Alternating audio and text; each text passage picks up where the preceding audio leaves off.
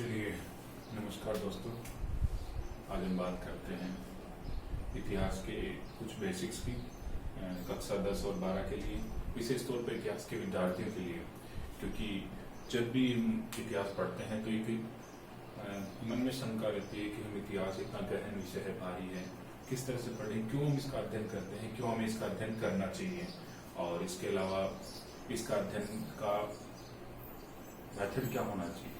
कई बार हमारे सामने होता है कि प्राचीन भारत का इतिहास पढ़ रहे हैं, कभी कोई कहता है कि मध्यकाल, ये कंफ्यूजन वाली स्थिति है। इसके अलावा प्रागैतिहासिक काल, आद्यैतिहासिक काल, ये क्या कॉन्सेप्ट है, ये चीज हम जानने के लिए पढ़ते हैं और इसकी कुछ बेसिक्स की। तो सबसे पहले हम इतिहास के बारे में जानते हैं कि इतिहास क्या है और इसका अध्ययन क्यों किया जाना चाहिए, किस तरह से, और क्या इसका हमारा उद्देश्य होता है। तो इतिहास सबसे ही सामान्य पता लगता होगा, इसमें कुछ राजा महाराजाओं के बारे में या जो बीत चुका है उस समय के बारे में इसमें अध्ययन होता है। तो केवल और केवल राजा महाराजा, या हम ये कह सकते हैं कि जो बीत चुका है वो अध्ययन है, ये इतिहास नहीं हो सकता। इतिहास की पूर्ण परिभाषा नहीं है। वास्तव में इतिहास क्या है? इतिहास में 3 शब्द काम में लेता हूँ। नंबर 1, अतीत। इतिहास क्या है? अतीत। ये तो सबको पता है कि जो बीत चुका है वो इतिहास है, पर अतीत का हम जो अध्ययन करते हैं वो क्यों करते हैं, क्या कारण है इसका? अतीत का अध्ययन हम इसलिए करते हैं क्योंकि हम अतीत से कुछ सीख सकें, और सीख कर हम क्या करना है? अगर हम इतिहास से कुछ सीखते हैं, अतीत से सीखते हैं, तो हम इसके बाद अपने वर्तमान काल को और अपने भविष्य को, वर्तमान और भविष्य को, इसको हम बेहतर बना सके या अच्छा बना सके, इसके लिए हम अतीत का अध्ययन करते हैं। ये वास्तव में इतिहास है। सामान्य परिभाषा हो गई कि इतिहास का अध्ययन इसलिए करते हैं या अतीत का अध्ययन इसलिए करते हैं कि हम उससे कुछ अच्छा सीख कर, उसमें बुरी भी है वो अच्छी भी है, मानवीय क्रियाकलाप हैं जो भी हैं, तो उन मानवीय क्रियाकलापों में अच्छे भी हैं बुरे भी हैं, उनसे हम कुछ सीखें और अपने वर्तमान को और भविष्य को हम बेहतर बना सके। ये हमारा इतिहास का अध्ययन का उद्देश्य होता है। अब ये तो है सामान्य बात कि इतिहास का अध्ययन क्यों होता है। इसके बाद हम बात करते हैं कि इतिहास का अध्ययन किस तरह से और किस प्रकार इतिहासकारों ने अध्ययन की सुविधा के लिए इसको बांटा है।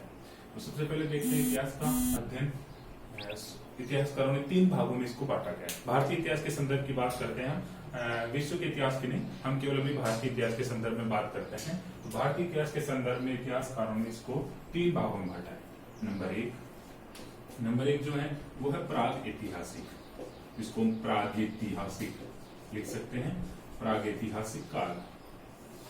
प्रागैतिहासिक काल नाम से पता चल रहा है कि वो काल जो इतिहास से पहले का है। प्राग मतलब इतिहास से पूर्व का। अब इतिहास से पहले का भी कोई चीज होती है, चलो हम देखेंगे आगे। नंबर 2, इतिहासकारों ने दूसरा इसका डिवाइडेशन किया है, वो क्या है? आद्य ऐतिहासिक। अब ये क्या बोला है? आद्य ऐतिहासिक। ये भी देखेंगे हम जो भी है। आद्य ऐतिहासिक यानी नाम से पता चल रहा है कि इतिहास तो है पर पूरा पूर्ण नहीं है, अधूरा है। नंबर 3, ऐतिहासिक काल। तीसरा काल है ऐतिहासिक, यानी पूर्ण रूप से हम जिसको कह सकते हैं इतिहास है।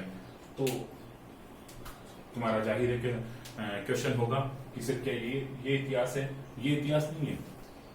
जाहिर है कि ये इतिहास है, तो ये क्या इतिहास नहीं है? नहीं, ऐसा नहीं है। ये भी इतिहास है, ये भी इतिहास है और ये भी इतिहास है। तो इनमें अंतर बस इतना है कि ये वो इतिहास है जहां पर हमें कोई लिखित साक्ष्य उपलब्ध नहीं है, केवल अनुमान के आधार पर। कार्बन 14 एक वैज्ञानिक पद्धति है जिसके आधार पर हम आयु का अनुमान लगाते हैं या कोई और बात। पर यहाँ पर हमें ना तो कोई लिखित सामग्री प्राप्त होती है और ना कोई ग्रंथ या किताबें मिलती है। यहाँ पर हम केवल अनुमान, जो उपलब्ध सामग्री है, जो उत्खनन से प्राप्त अवशेष हैं या कुछ मृद भांड है, पत्थर के औजार है, उनसे इस बारे में पता लगता है। नंबर 2, आद्यैतिहासिक काल। इसमें इतिहास तो है पर क्या है, यहाँ पर लिखित भी है पर उसको आज तक प्रमाणिक तौर पर पढ़ा नहीं जा सका, और अगर या लिखा हुआ है तो प्रमाणिक तौर पर पढ़ा नहीं गया, और अगर पढ़ा गया है तो उसमें निश्चित तिथि क्रम नहीं है, वर्ष या तिथि इसमें निश्चित नहीं है। ये केवल अंतर है इसमें दोनों में, प्रागैतिहासिक और आद्यैतिहासिक में। इसमें हम भारतीय इतिहास के संदर्भ की बात करें तो इसमें हम लेते हैं सिंधु घाटी सभ्यता और वैदिक सभ्यता। कौन सी सभ्यता? सिंधु और वैदिक। सिंधु घाटी सभ्यता में क्या है, लिखित सामग्री बहुत है, प्रचुर है, लिपि के चिन्ह भी मिले हैं, कई अक्षर हैं। कईयों ने यह कहा कि हमने इसको प्रमाणिक तौर पर पढ़ लिया, पर वास्तव में आज तक इतिहासकारों ने यही कहा है कि इसको सिंधु लिपि को आज तक भी प्रमाणिक तौर पर पढ़ा नहीं गया है। दूसरी बात करते हैं वैदिक काल की, तो वैदिक काल वेदों के नाम से ही पता चल रहा है कि यहाँ पर काफी कुछ लिखा गया है, 4 वेद हैं, उपनिषद है, काफी कुछ लिखा गया है। पर इस वैदिक काल में जो साहित्य लिखा गया उसको हम पढ़ सकते हैं, पर उसमें निश्चित क्या नहीं है, तिथि नहीं है। अनुमान लगाते हैं कि कब का हो सकता है, कब ग्रंथ लिखा गया, कौन सा पूर्व वैदिक में लिखा गया, उत्तर वैदिक में। तो आदि ऐतिहासिक काल में लिखित सामग्री उपलब्ध है, किंतु या तो उसको पढ़ा नहीं गया, पढ़ा गया है तो उसमें निश्चित तिथि ग्रंथ नहीं है। यहां पर ऐसा बिल्कुल भी नहीं है। यहां पर नंबर 1 ऐतिहासिक सामग्री भी उपलब्ध है, लिखित, इसको हम कह सकते हैं लिखित सामग्री। लिखित सामग्री यहां पर उपलब्ध हमारे पास में, उसको पढ़ा भी जा सकता है। नंबर 3, और उसमें निश्चित तिथि भी मिलती है। तिथि या जिसको हम वर्ष कहते हो, जिनको याद करने में हमें बड़ी कठिनाई होती है, तो वो चीज भी हमें यहाँ पर तिथि क्रम भी मिलता है। तो इन तीनों में बेसिक अंतर यही देखा जाता है कि यहाँ पर अध्ययन के लिए हमारे पास केवल जो प्राचीन मानव है उसके बारे में या अनुमान कल्पना के आधार पर या कार्बन 14 के आधार पर इसका विभाजन करते हैं। नंबर 2, आदि ऐतिहासिक लिखित है, लिखित सामग्री उपलब्ध है, किंतु उसको या तो पढ़ा नहीं गया और पढ़ा गया तो निश्चित तिथि नहीं है। नंबर 3, ऐतिहासिक काल। ऐतिहासिक काल में सामग्री भी है, लिखित रूप में भी उपलब्ध है, पढ़ा भी गया है और हमारे पास निश्चित तिथि क्रम भी है। अब बात आती है कि इन तीनों में ये तो इसका सामान्य डिवाइडेशन हो गया। बात करते हैं प्रागैतिहासिक काल में क्या है। तो प्रागैतिहासिक काल में कब से कब तक का समय माना जाए, एक पर्टिकुलर ईयर कौन सा माना जाए। यहाँ पर जो बात होती है वो ये है कि प्रागैतिहासिक काल बड़ा लंबा चौड़ा इसका इतिहास है, यानी जब से इंसान ने जन्म लिया तब से लेकर उसने आग जलाना सीखा, पशुपालन, खेती, बस्तियों में रहने लगा, ये सारा काम यही का है प्रागैतिहासिक। पर और सुना होगा, कई बार देखा होगा फोटो में कि इंसान सबसे पहले पत्थर के औजार बनाता था, पत्थर के औजारों पर शिकार करता था। वो ये काल वही काल है प्रागैतिहासिक काल। यहाँ पे पत्थर के औजार उसके होते थे। तो इसमें जो 3, इसका भी डिवाइडेशन कर दिया गया पाषाण काल के आधार पर, यानी इसको प्रागैतिहासिक काल को हम दूसरा नाम ये भी दे सकते हैं पाषाण काल। दूसरा नाम इसको हमने क्या दे दिया, पाषाण काल। क्यों? क्योंकि यहाँ पर पत्थरों के औजार काम में लिए जाते थे इंसान के द्वारा ज्यादातर, तो इसको प्रागैतिहासिक काल। अब पाषाण काल में भी 3 प्रकार के पाषाण काल हैं। एक तो है पुरा पाषाण, पुरा पाषाण काल। नंबर 2 कौन सा है, मध्य पाषाण। और नंबर 3 है नवपाषाण काल, यानी इसकी मनुष्य की जो समय के अनुसार इसको डिवाइड कर दिया गया। पुरापाषाण काल में अच्छे बेडोल औजार होते थे, मनुष्य के औजार होते थे, पर वो बिल्कुल स्पष्ट नहीं थे, भोंडे थे, टेढ़े मेढ़े थे, उसमें अच्छी कला नहीं थी। उसके बाद मध्य पाषाण काल में थोड़ा सा विकास होता है, और नवपाषाण काल में मनुष्य बस्तियां बनाकर रहने लगा, कृषि करने लगा, पशुपालन करने लगा। ये सारा नवपाषाण काल का है। तो ये इसके बाद ये आता है सिंधु घाटी, आदि ऐतिहासिक काल। सॉरी, आदि ऐतिहासिक काल का तो सीधा सीधा पता है कि सिंधु घाटी सभ्यता और वैदिक सभ्यता, ये 2 सभ्यताओं को हम आदि ऐतिहासिक काल में रखते हैं। और इसका समय लगभग 600 ईसा पूर्व तक हम निर्धारित कर सकते हैं। ईसा पूर्व, इसको जो ईसा पूर्व और ईस्वी का अंतर है वो हम इसी चैप्टर के अंत में पढ़ते हैं, देखेंगे क्या होता है ईसा पूर्व और ईस्वी। पर अभी जो बात है वो ये है कि ये ईसा पूर्व का समय है वैदिक सभ्यता, जो अंतिम समय माना जाता है। अब इसके बाद का जो है ऐतिहासिक काल। ऐतिहासिक काल के बारे में यहाँ पर हम जो पढ़ते हैं वो ये है कि ऐतिहासिक काल को भी हमने इतिहासकारों ने 3 भागों में डिवाइड कर दिया अध्ययन की सुविधा के लिए, क्योंकि ज्यादातर जो इतिहास है हमारा जो लिखित है वही हमें, जो लिखित है और जिसको प्रमाणित करते हैं वही इतिहास पढ़ते हैं ज्यादातर। तो यहाँ पर जो सामग्री है वो इतनी है कि कंफ्यूजन ना हो, अध्ययन में सुविधा हो, इसलिए इसको 3 भागों में बांट दिया। पहली नंबर 1, इतिहास का वो भाग जो जहां से राजनीतिक इतिहास शुरू होता है, यानी तिथि क्रम वाला इतिहास शुरू होता है, तो उसको कह दिया प्राचीन भारत। भारतीय इतिहास के संदर्भ की बात करते हैं, उसको इन्होंने क्या डिवाइडेशन कर दिया, प्राचीन भारत। नंबर 2 मध्यकालीन भारत, सुना होगा मध्यकालीन भारत, ये भी बहुत अच्छा है, राजा महाराजाओं का विदेशी आक्रमण काल है। नंबर 3 आधुनिक भारत, बड़ा कठिन है, तोप है पर कोई बात नहीं, इस तोप को भी हम चला देंगे। ये आधुनिक भारत, इस तोप को चलाएंगे जरूर, क्योंकि ये गोली है तो कोई बात नहीं, ये तोप है अपने पास, चलाएंगे। अब यहाँ बात करते हैं प्राचीन भारत, कब से कब तक का समय रखे प्राचीन भारत में।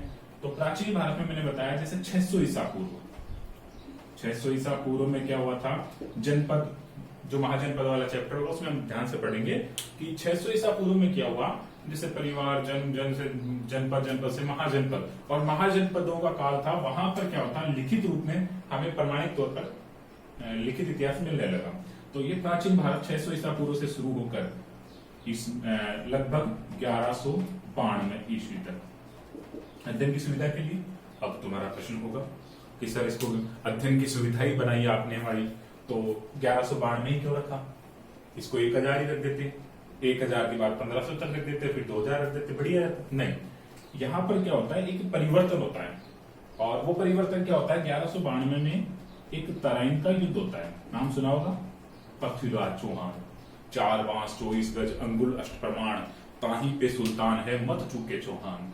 कोई बात नहीं, तो अपने भी चूकना नहीं है। ये 1192 में ये चौहान जो था, ये पृथ्वीराज चौहान और मोहम्मद गोरी, जो विदेशी आक्रमणकारी था, मुस्लिम आक्रमणकारी था, भारत में आता है, आक्रमण करता है, और इस तरह इनके दूसरे युद्ध में, पहले युद्ध में खुद हारा था, दूसरे युद्ध में पृथ्वीराज चौहान को हरा देता है, बंदी बना लेता है और गजनी ले जाता है। वहां उसको कहते हैं कि शब्द वेदी बाण की उसकी कला देख रहे थे, उसी दौरान दोनों आपस में मारे जाते हैं। तो 1192 में भारत में मुस्लिम सत्ता की स्थापना होती है, और यहीं से भारत में मध्यकालीन भारत का इतिहास शुरू होता है। यहाँ से मुस्लिम सत्ता, और मुस्लिम सत्ता लगभग 600-700 साल लगभग भारत में राज करती है। तो इस दौरान 1192 से लेकर लगभग 1757 ईस्वी, ध्यान रखना, ये भी ईस्वी है और ये भी ईस्वी है, अभी कंफ्यूजन थोड़ी देर में दूर होगा।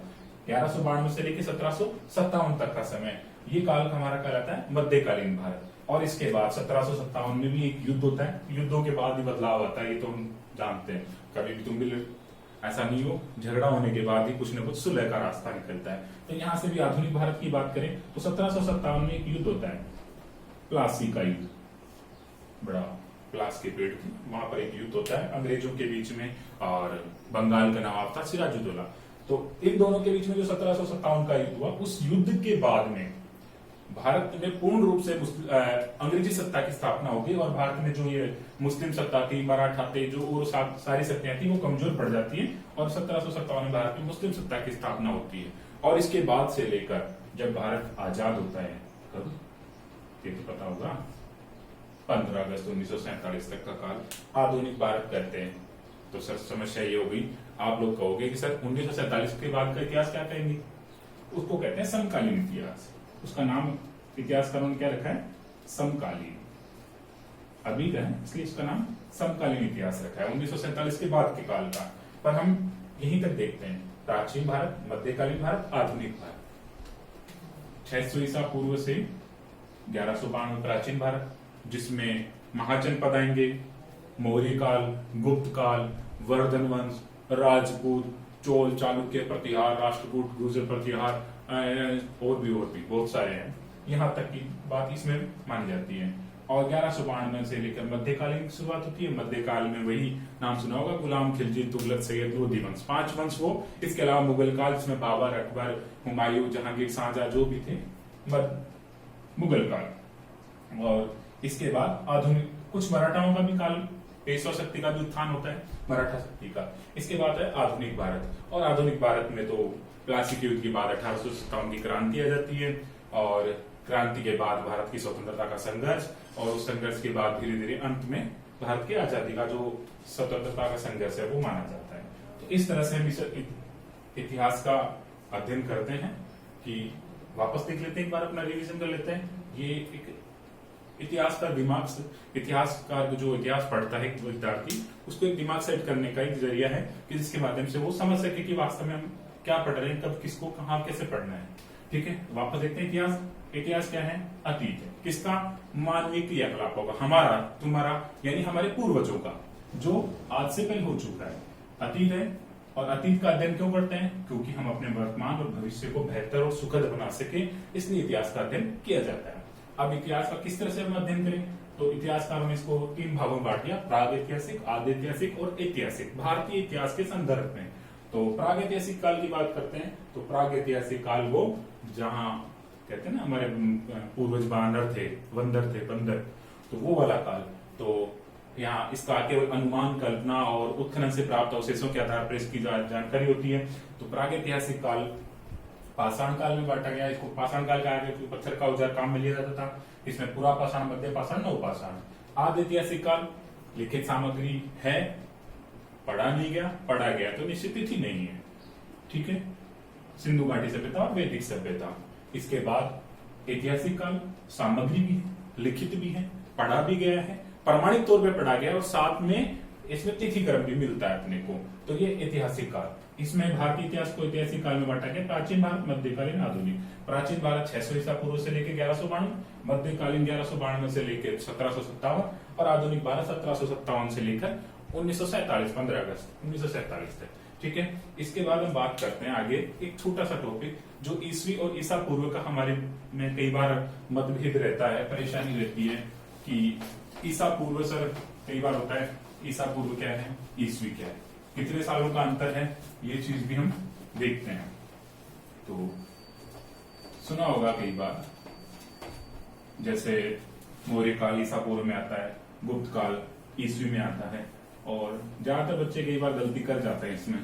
तो इसको इस तरह से पढ़े, एक सामान्य लाइन ड्रॉ करता हूं, कुछ नहीं, एक सीधी रेखा, ये मान लीजिए एक काल्पनिक समय रेखा है, ठीक है। क्या है? काल्पनिक समय रेखा। अब इसको ऐसा करते हैं, यहां से हम डिवाइड कर देते हैं, आधा कर दिया। यहां मान लेते हैं हमारे ईसा मसीह का जन्म हुआ था, प्रभु ईसा का, जो ईसाई धर्म के प्रवर्तक थे, ईसा मसीह का जन्म हुआ था। तो यहाँ उनका जन्म 1, 2, 3, 4 और ऐसे करते करते 100, ऐसे करते करते आज कितने साल हो गए? कौन सा साल चल रहा है? 2030। तो आज इनके ईसा मसीह के जन्म को कितने साल हो चुके हैं? 2020 साल, ठीक है। यहाँ तो हमें कोई दिक्कत नहीं है, यहाँ जब भी समय लिखा जाएगा वो ईस्वी में लिखा जाएगा। जैसे हम कहेंगे कि गुप्त काल की स्थापना 275 ईस्वी में हुई, कोई दिक्कत नहीं है। यानी ईसा मसीह के जन्म के कितने साल बाद हुई? 275 साल बाद। तो हम 2020 में से माइनस कर देंगे, तो लगभग 1700 साल पहले आज से। तो ये है ईस्वी, इसमें कहीं कोई दिक्कत नहीं है। इसके अलावा हम पीछे चलते हैं। अब कई बार लिखा होता है ईसा पूर्व, क्या लिखा होता है? ईसा पूर्व। ईसा पूर्व में क्या समस्या है कि यहां से वापस उल्टा समय शुरू होता है, 1, 2, 3, 4, 5, 100, इस तरह से, ये पीछे का समय है। अब हम कहें 10 ईसा पूर्व, यानी ईसा मसीह के जन्म के कितने साल पहले की बात है ये? 10 साल पहले। अगर कहें ईसा मसीह के जन्म के 100 वर्ष, 100 ईसा पूर्व, तो ईसा मसीह के जन्म के कितने साल पहले की बात है? 100 साल पहले की, ठीक है। ये कितने साल हो गए ईसा मसीह के जन्म को? 2020। और ईसा मसीह के जन्म की कितने साल पहले की बात कर रहे हैं? 100 साल की। तो 2020 में 100 जोड़ दो, 2120 हो गया। बहुत आसान है, बिल्कुल आसान है। ईसा मसीह का जन्म को आज 2020 साल हो गए। इससे पहले के समय की बात करें तो इसमें उल्टी स्केल चलती है, 1, 2, 3, 4, 5, 100, 200, 300, 400। जैसे महाजनपद काल की बात करें 600 ईसा पूर्व, यानी ईसा मसीह के जन्म की कितने साल पहले की बात है? वो 600 साल पहले की। 600 साल में ये जोड़ दो, 2020 में 600 साल जोड़ दो, लगभग 2600 साल पहले की बात, ठीक है। आगे हम दूसरा जो अध्याय शुरू करेंगे वो है महाजनपद काल, जो हम देखते हैं कल।